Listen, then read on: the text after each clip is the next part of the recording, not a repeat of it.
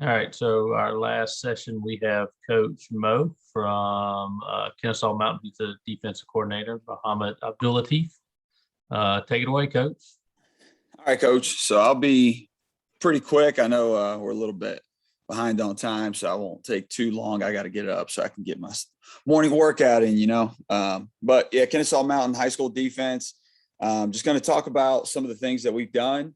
So this past season, we went 10-2, won region for the first time in school history, gave up 102 points in the regular season, had some pretty good stats. I think some of the things that we do in practice definitely contributed to that. Also, I was very fortunate to have some really good players. The 23 takeaways I want to improve on, but 25 sacks, 37 quarterback hurries, 71 tackles for loss. I think, a lot of that comes from the preparation that we had in practice. Let's see. So practice at the mountain. First things first, we always want to start with some kind of competition. Monday through Wednesday, we have a kind of a little, a group of things that we can pick from. Take 5, get 5, where the offense is basically 3rd and 5. Offense has to get 5 yards. If they don't, then they back up 5 yards. If they, get 5, they just keep moving it down the field. If not, then, we're eventually going to be backed up. So, we also play backed up red zone. We do our 2-minute. We do 3rd down situational stuff as well.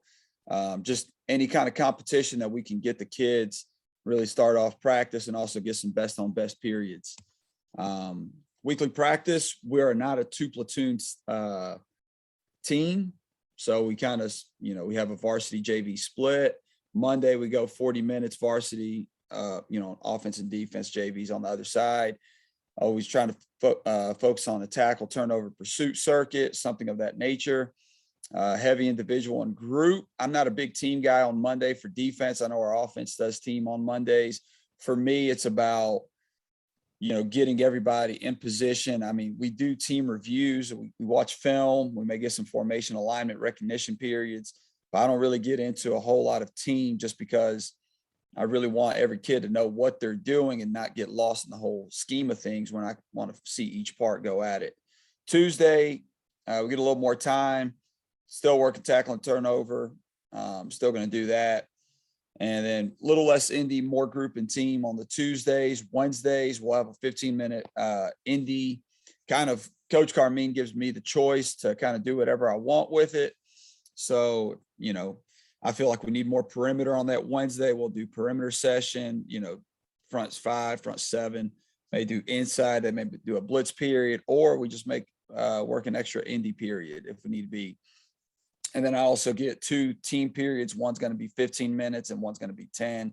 So I also get 25 minutes of team that day. And then, we still get a competition period where we go some best on best. Thursday, I really like that play the game script. We have a scripted run through where, we'll hit the special teams, then we'll hit offensive series, defensive series, offensive series, defensive series, moving the ball, different situations that may arise. We kind of do that. So to start practice, I might need to say this. I didn't add this into the presentation, but I'm also in the weight room. So one of the things that, one of the luxuries that I have is an opportunity to get the kids in the weight room and watch film after. We're on block schedule, so I can always steal time. The kids know at the beginning of class, they're going to get dressed really quick so we can get our workout in. We'll get our post-workout stretch, and then defensive guys will come over and we'll watch film. So the rest of the kids, if they're, they may go over to the gym for the last few minutes, which is right across the hall, or they get to kind of work out on their own, do extra things if they want. But, we're going to watch film either from practice or from this week's opponent. So I'm going to steal time with my front 7 guys in pre-practice because, it's the only time with them for myself. So I coach the secondary, and I'm the D coordinator. So it's an opportunity for me to get the front 7 together and not have to also tie in my safeties and my corners where, we can work a blitz period. We can do a stem period with the D line and the linebackers and the way which one we're going to move, motion checks, keys for the week, whatever it may be. I can just steal time with the front 7 guys during pre-practice while my DBs are normally catching kicks, catching punts. Normally my front 7 guys aren't doing that. And if, they obviously involved as a punter or snapper, kicker, then they're obviously doing that. My linebacker coach, Coach Hensley, is normally working turnover, pass drops, or blitz with the younger guys, or just the linebackers if I'm working with the D line. Depends on kind of what I do. And that's I adapt and adjust that based on, who we're playing that week and, maybe the day, how the practice went from the day before, so I kind of, just do that on the fly, but it's always with a plan. By that morning, by that, noon, I normally know exactly what I'm going to do during that pre-practice period of 10 minutes. I think it's important, as a coach, I know I think Coach Kent talking about this earlier, have a plan. It's always great to have a plan, but, always have the ability to adjust when needed. If there's not enough juice, no energy, you better find it. You better be the coaches. You better make sure that, they're bouncing around, they're engaged, they're, ready to work. There's a lack of focus, bad drill, be ready to adjust. Things that I've done is pull them over, maybe hit them down and back. Sometimes a good talking to, sometimes just tell those players, get some leaders in the huddle and say, hey, you got 30 seconds to get this thing right. Or, I'm going to take over. And so they kind of know what that means. And it gives time, an opportunity for players to take some leadership. If they start fighting with each other, and that pretty much means I'm taking over. But, just having that plan that the kids know it. I really liked what Coach Kent was talking about, with the be proactive with alternative plans in the event of inclement weather. The gym and field aren't the same. There's days where we just can't get, a whole lot of work done in the gym based on who we're seeing. So I may just tell Carmine, hey, give me 25 minutes on the board right now and you can have the gym for yourself. Kind of split it up to where, we're not sharing space, especially when it's limited already. We can't practice, show everything to the kids. I think that's important to know when you're designing your practice plans. You need to prioritize what needs to be shown and focus on what can cause the most problems. For me, I'm always going to rely on base defensive rules and principles. If they can't stop what they're doing, then I need to work it. If what they're doing is, going to be solved based on my base principles, my base rules, our base defense for that week, that formation, how I'm going to attack it, then, I'm going to show it more. And then, you obviously got to deviate from the weekly schedule sometimes when dealing with specialty offenses. This year, we had to defend the single wing, and, that's a monster to tackle. So, we got to be ready for that and have plan for that and, adjust the plan so the kids know it's not just, your everyday offense. You kind of really got to lock in or they're going to pounce on you not being prepared. I kind of talked to Coach Parker about this. I really wanted to talk about tackling, kind of things that we can do year round, things that we do, just to kind of get ourselves in position to be better tacklers. So here's a drill we do. This is just in the weight room. You can tell this young lady's right there. There's other guys in this group right here that do not play football. There's guys in this group that don't play football. I got linemen going against linebackers. I got, DBs going against D linemen. It really doesn't matter. The big thing that I want to do is I want to see acceleration, deceleration, come to balance. There's no teacher or admin that can say we're just doing football drills in here. This is obviously agility drills. It's reactionary skills. So, I find ways to incorporate this because, I really do truly believe this as a player of the game and as a coach of the game. Tackling is one of those skills you really got to work on to get better at. Some kids, obviously have it. Some really need a whole lot more work. But the biggest thing that you can do as a coach is put these kids in position to make tackles, could put these kids in position, where they have an advantage over the ball carrier, knowing where their help is or whatever it may be. And so this is a drill. Everybody's going to the right just for the sake of the drill. This is actually the first time we've done that this year. We normally start after the midwinter break next week, where I start incorporating this the last 10 to 15 minutes, some type of mirror drill. But this is a 29-second clip and there's probably 8 reps, so you're able to get a whole lot of work in a short amount of time. Then here's a choice. So, now he's really having to react. The kid has a choice to go left or right. The spacing wise, as the kids get better at it, they're not going to go into the bumpers and the racks as much because, I want them to kind of plant that foot and get vertical, as they're tapping off on the hip. This is just in the wrestling room. Fortunate enough to have the wrestling room right next to our weight room. So, he's just working a hawk roll tackle. It's low impact, but high reward. I believe, it's getting their, it gives me an opportunity to show this to that young man and say, hey, look, I want your head on the hip, not your head on the, on the ribs, where we want our arm placement, how to squeeze, how to wrap, how to roll. Film is such a valuable tool. I think there's actually a really good one right here. So now we're just working the hawk tackle. This is actually after our workout yesterday. Just had the kids go in there and we recorded it, just shoulder, head on the hip. We're a leverage tackling team. So, working a drill like this, if you got turf, you got grass, you can go out there and work this. You got rubber flooring, you can go out, do variations of this as well. Put just those cheerleading mats right there on the bottom just to do something where, it's still low impact, high reward. You coach it up, we're not great where we need to be right now at this point. But, I got some kids who played for me last year, some who didn't. Some were starters, some were backups. So we got a whole plethora of kids right here just doing these drills. Very easy to just kind of go around and get a lot of kids involved really, really quick. I just pulled these 9 kids just to get 3-man pods. And here they are. We're obviously in the wrestling room. Now we just get to work a short angle. We want to just drive, gather. This is the first time they're kind of realizing, okay, it doesn't hurt as much as I think it does. And anytime you're dealing with high school kids, you kind of got to know that stuff like this is going to happen. For me, these kids were doing me a favor for the sake of this clinic, for the sake of this video.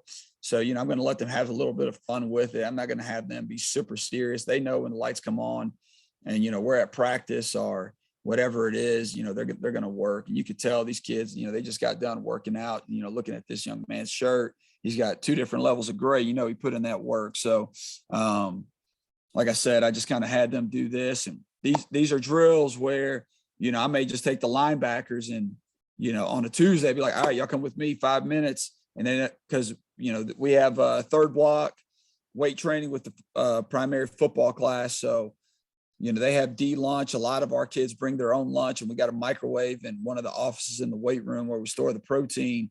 So a lot of them bring their own food and, just we kind of hang out in there and, find it's a lot of them wanting to do it. So I do it with them.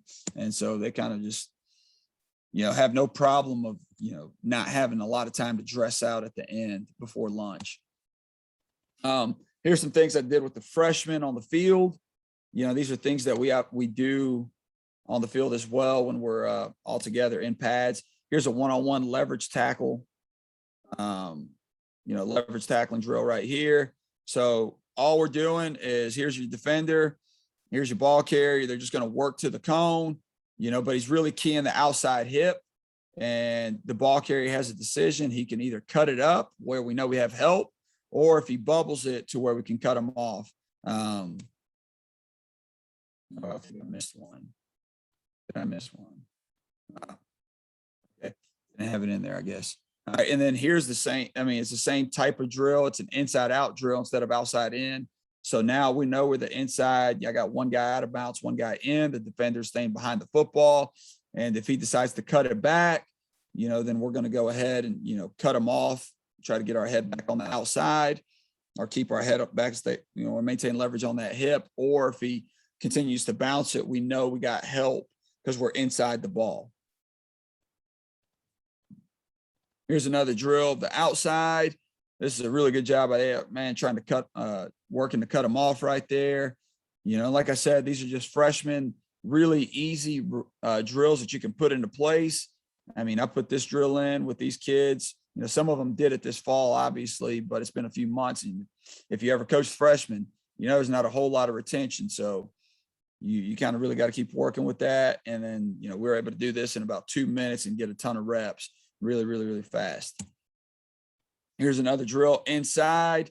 You get some good opportunities right here on film of teaching the kids how to keep those feet hot, track the hip. Like he should have just continued to run through that hip instead of breaking down right there. So we always, you look for opportunities.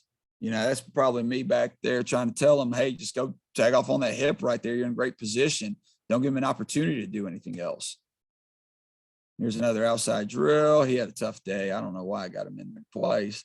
Great kid though. But if he's tracking on that outside hip, he's got to work to cut the kid off because he knows the help is on the inside. So here's a 2-on-1 leverage vice tackle. So now we're just working the tag off on the hip. You got 3 kids going, low impact, high reward. Once again, such a big thing about tackling is getting these kids in position. I get sometimes conflicted with this because, you really got to work with these kids on, am I in position to make the tackle or am I just throwing my hands really exaggerated? I want them, as a coach, I think I could somewhat tell whether they throw their hands up or not. Are they in really good position? And, the kids know. And so it's going to come to light really quick when those pads come on in May or in August, if they're really in position. This is a drill that I kind of I don't know if I stole it from somebody or just thought of it. I really don't know. It's a leverage track drill. So I got this guy 5 yards up and he's 5 yards behind the football. Think about a linebacker, a D line on stretch. You come up and set the edge, so it's a great opportunity for this kid who just did the one-on-one where I'm talking about help. Well, here he knows he's got the help. If he makes that ball cut up, there's the help coming down the line.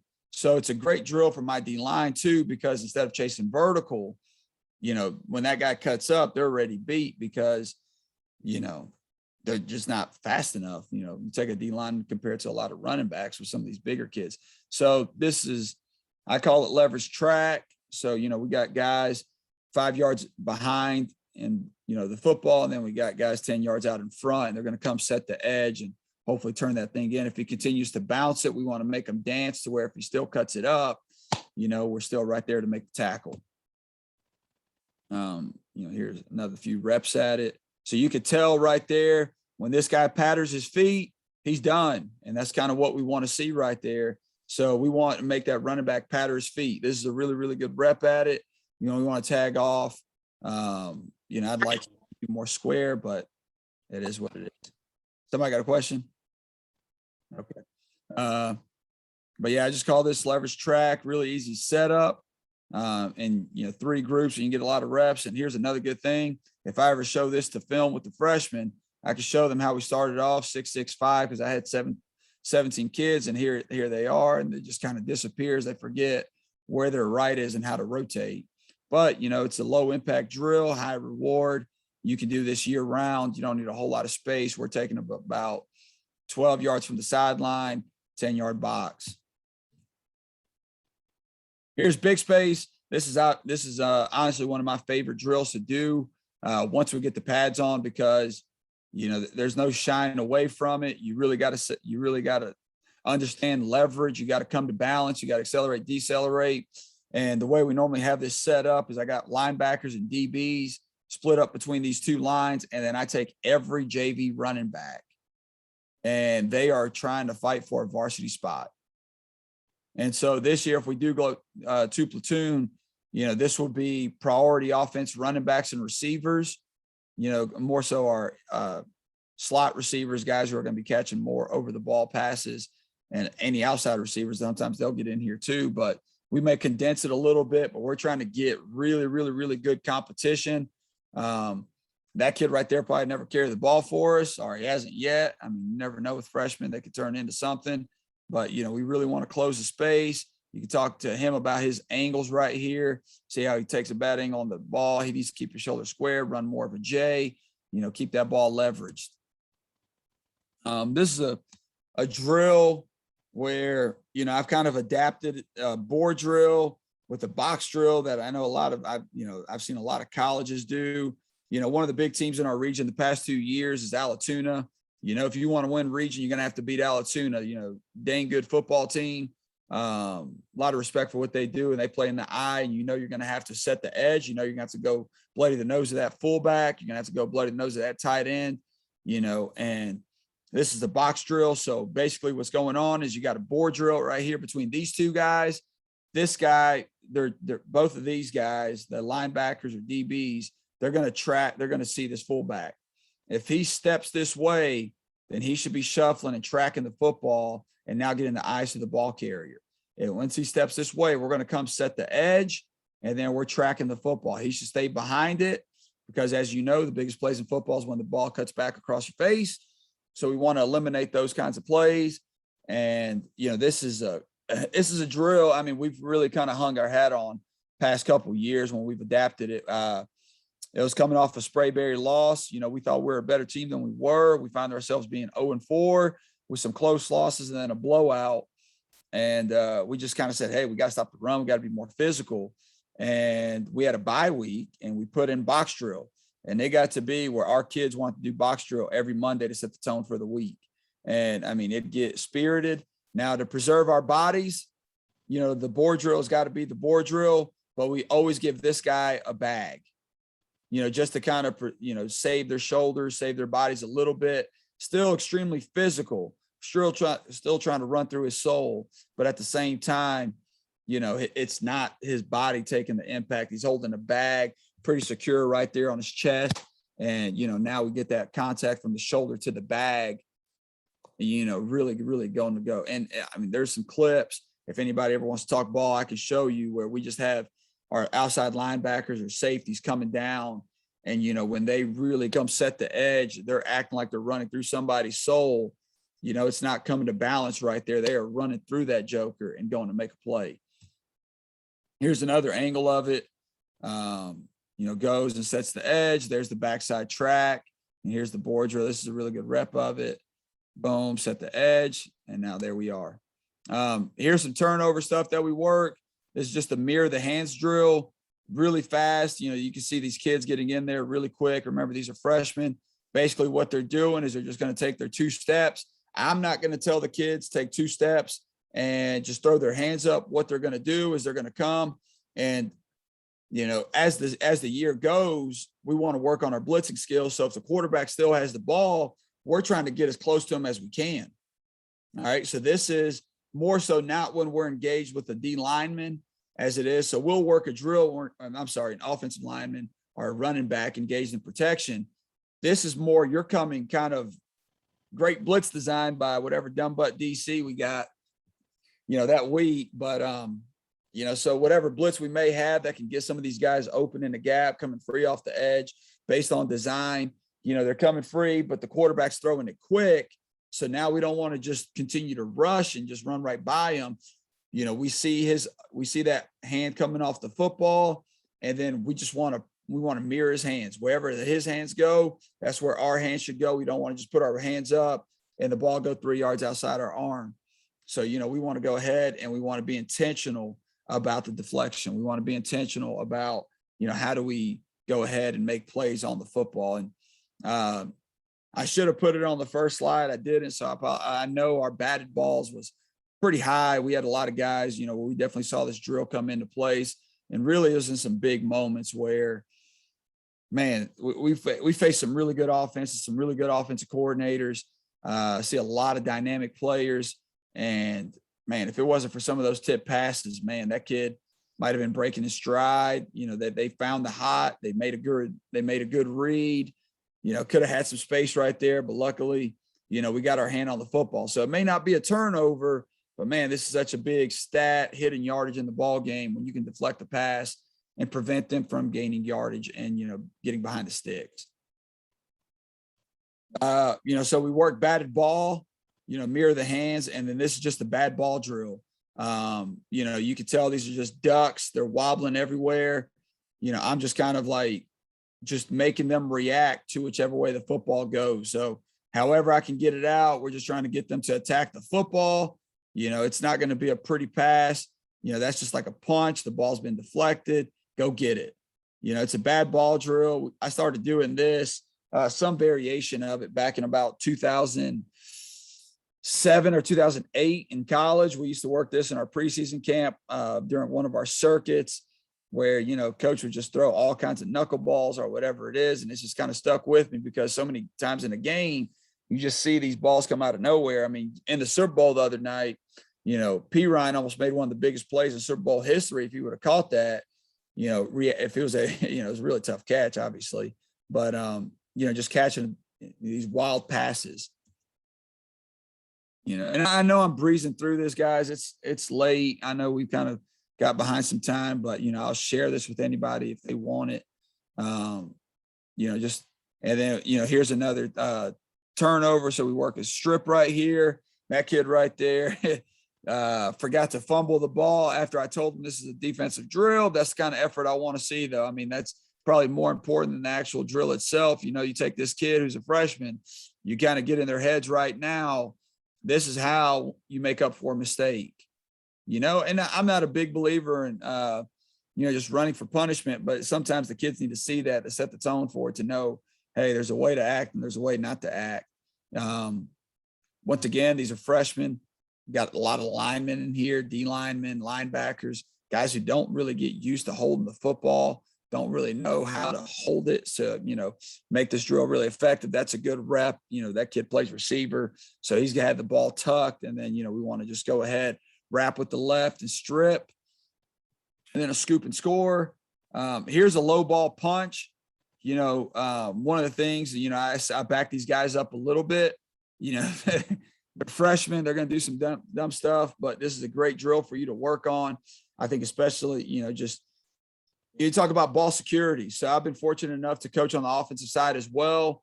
I know one of the things that I used to work with my guys is, we used to do the hand placement drill. Obviously, I'm not working running back drill right here, but when we lean, our running backs lean, a lot of their natural tendency is to not have the ball high and tight. So they may put that left hand on the turf, loosen it up a little bit, and man, defenses can really pounce on that. So you see so many times in the slow-mo, as the guy's going down, it gets punched out. So be intentional with what you want to work on. If you're in pursuit right here and you see that running back going down, man, like if you've worked this drill 10 times that week in practice, maybe your eyes are getting big and saying, hey, he's going down. Let's see if that arm's coming loose so I can get a strip, because he doesn't really need a whole lot of help going down. If his head's going that way, his body's going that way, obviously.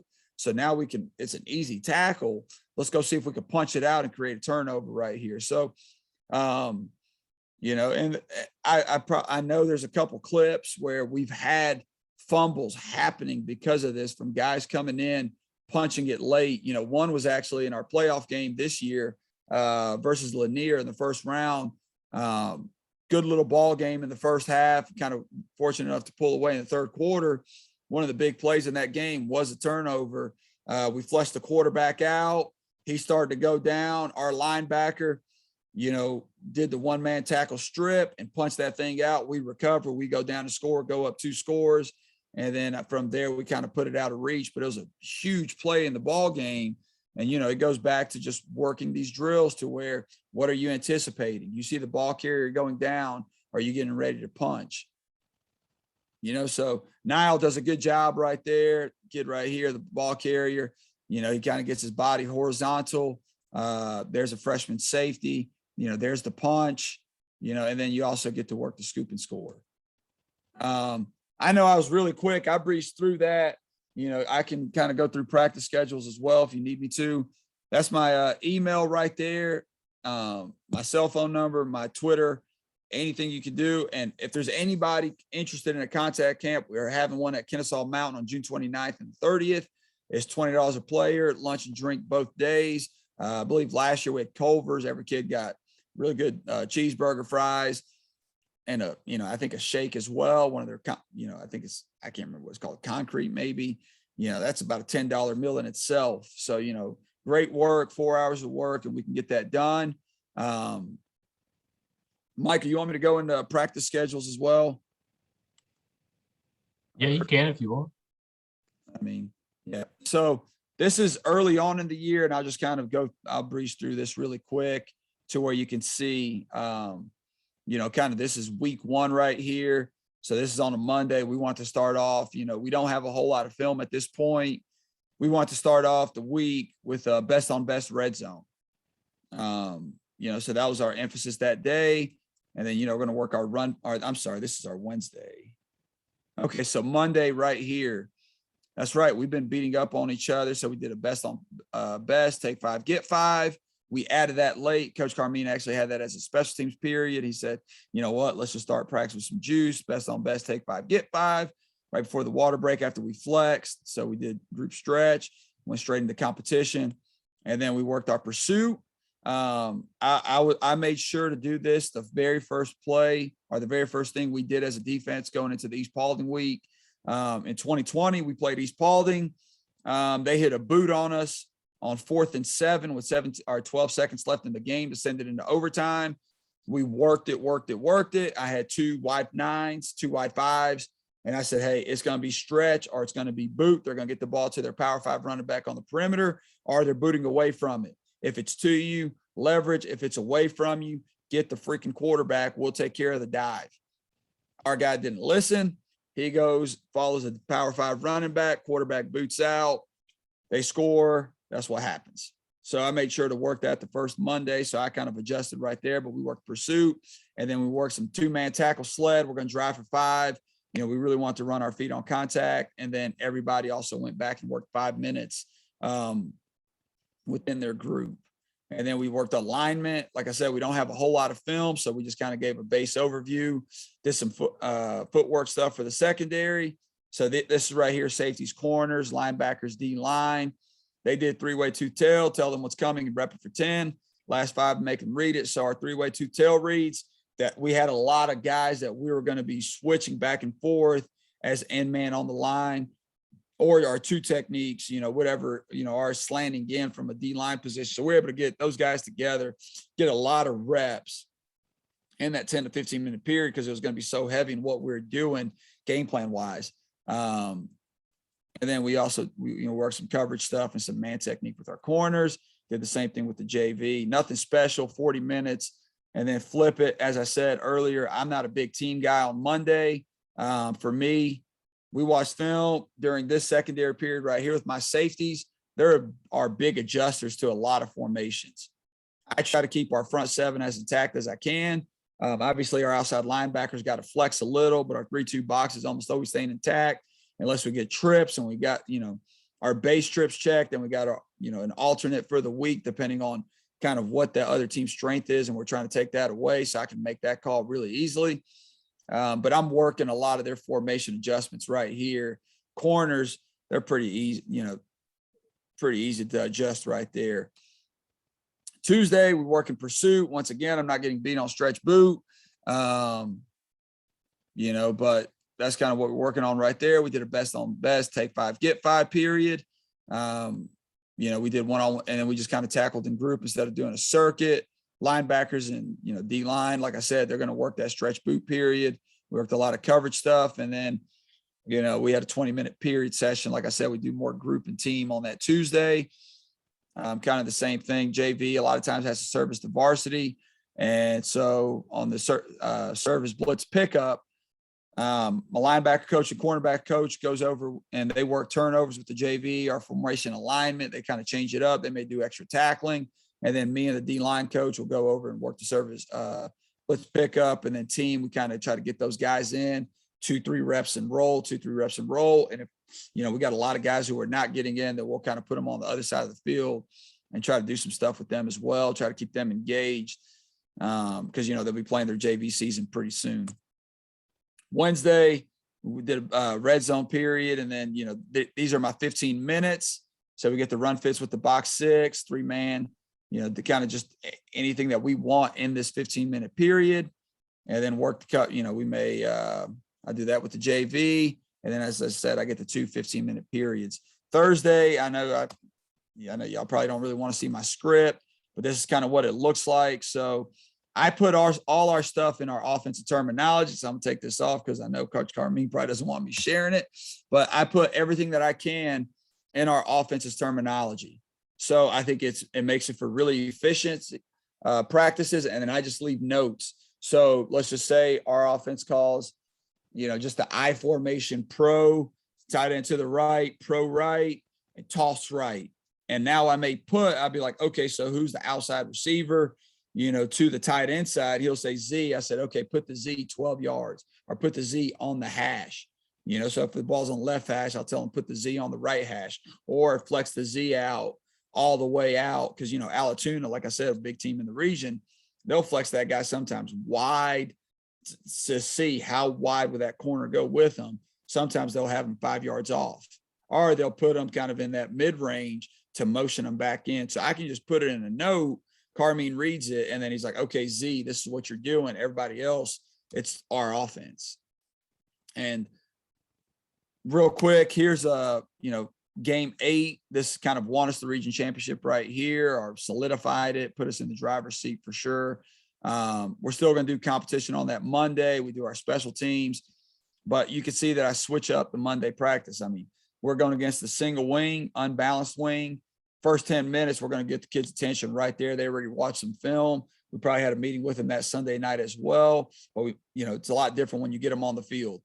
So we're going to work wing unbalanced, wing alignment. I'm not worried about their spread stuff in that first 10 minutes, kind of just sectionalize what they do, what we haven't seen. So we're going to spend 10 minutes on the wing and unbalanced wing. And then we're going to work 15 minutes of reads versus their wing, unbalanced wing sets. And then we're going to come back together as a group. And Pope, did some very unusual things. I mean, I think he caught a lot of people off guard, the way they would put, linemen to one side versus the other to their passing strengths and whatnot. So we worked all of that so our kids wouldn't freak out, have an understanding of it. And then we worked the top passes. And then, we just worked the spill 1, box 2 section with our D line and our edge guys, because that's what they were going to be doing so heavily versus their twins unbalanced. And then, they weren't playing Pope, so we kind of switched it up for the JV a little bit, gave them a little different look. And then that Tuesday, as I said earlier, I'm going to focus on what could give me the most trouble. Their spread stuff, once you kind of figure out what they do in the box, our kids are smart enough. They played 8 games already. They're going to be able to adjust. So what I was going to do is I was going to focus on, what's the single wing and how can it conflict me? So for 40 minutes that day, that's what I'm focused on. We're going to work tackling. It's Tuesday. We're definitely going to tackle. D-line's going to work some block destruction and gator roll. And then, like down line, because they ran so many sweeps. We really wanted to not just work the gator roll from 3 yards or coming from the backfield where they're coming at a 45 angle or hitting the B gap. We knew they were trying to get the ball on the perimeter. So, they would slant, they would disengage, and then it's down the line gator roll. We had a group walkthrough, then we'd have a team, and, specialty offenses, I may be different. I know a lot of people may care more about the reps. Hey, we need to get just reps. I'd rather you have one book. Those kids know exactly what they're doing. And if I can get 8 to 12 really, really, really good plays, I'm good with it. And, that's where film becomes a big tool. That's where your walkthroughs become big tools, and you can't now, obviously that we want more than that. But on a Tuesday, if I can get those 8 to 12 top plays, because, with the single wing, you're not going to see 40 plays. They're going to give you some window dressing, but you got to come down to what they're really trying to do. And so that's kind of how we handle that. And then on Wednesday, I broke up the 2 team periods. I go single wing, twins nasty. So you kind of, that's one of their top passing sets, but it's still a single wing. So now I'm able to switch back and forth like they do in a game. And then also the single wing and the unbalanced spread stuff that they were doing as well. And I'd be able to work that as well. And then we also had some goal line period. And, we still had we had a competition. I don't know what's not there because probably during that break period. And then during the team perimeter, I had single wing and, 2 books. So we had the single wing and all their spread stuff. And so that's kind of what we do. It's, nothing crazy. I mean, I think the big thing that we do is, I know he was talking about chop wood, carry water. I mean, I'm a big routine guy. I think, what you do daily and, you can't go broke making a profit. So we're going to go keep these kids engaged as much as we can with our energy as coaches and putting it on some of the players, and their leadership to make sure, we're having effective practices with, the things that we need to do. And one of the things that I have is I never want to see a drill that doesn't apply to a Friday night game. So we're not just scouring YouTube. We're always looking for things to do to get better, make us more efficient, make us better coaches. If I find a good drill, just scrolling Twitter on lunch, I can send it to my coaches. I'm like, hey, scratch period 3 for Vice. We're doing this today and we're going to see how it looks. If this is good, this is what we're doing. I'll find stuff and incorporate it. Never be afraid to incorporate if you think it can help you be more efficient and apply over to what your scheme is asking your players to do. That's kind of it, guys. I know it's late, but if there's any questions, I can share my contact information again. I know Coach Parker is going to put that out there for you guys as well. And, if you just want to talk ball, holler at me. I'd love to talk. And appreciate you guys staying on. Appreciate it, man. I like all the non-pad stuff that y'all do. Yeah, it's quick. It's quick. I'm really glad you guys asked me to speak at this clinic because it kind of forced me to introduce it before midwinter break next week. So now the kids know once we get back. So we pick up from 1 speed day to 2 speed days, at the beginning of March. So 2 months, right, going into spring practice. We get 2 speed days and then little bits and pieces every day. So they kind of know what to do so we can be more efficient once we come back. Yeah, no, it looked good. I appreciate it. Yes, sir. Yeah, man. Have a good one. All right. Appreciate it.